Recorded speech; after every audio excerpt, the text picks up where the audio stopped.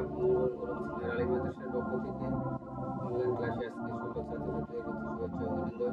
প্রিয় শিক্ষার্থীরা, আজকে আমার ক্লাস হচ্ছে পঞ্চম শ্রেণীর আকারিত শিক্ষা থেকে, অর্থাৎ ফিকহ অংশ থেকে, ফিকহ অংশের 11তম পাঠ থেকে আলোচনা। আজকে আমার আলোচনার বিষয় হচ্ছে সাওম এর পরিচয় ও গুরুত্ব। সাওম মানে রোজা। রোজা আরবি শব্দ সিয়াম, অর্থ হলো বিরত থাকা। সিয়াম বা রোজা অর্থ হলো বিরত থাকা। ফার্সি ভাষায় একে সাওম বা রোজা বলা হয়। শরীয়তের পরিভাষা সুবহ সাদিক হতে সূর্যাস্ত পর্যন্ত সকল প্রকার পানাহার ও নিষিদ্ধ কাজ থেকে বিরত থাকার নাম হচ্ছে রোজা। সাওম ইসলামের 5টি স্তম্ভের মধ্যে একটি স্তম্ভ। ইসলামের যে 5টি স্তম্ভ রয়েছে, 5টি স্তম্ভ বা কত রয়েছে, কালিমা, নামাজ, রোজা, হজ, যাকাত, এর মধ্যে সাওম হচ্ছে এক প্রকার। ইসলামের সাওমের গুরুত্ব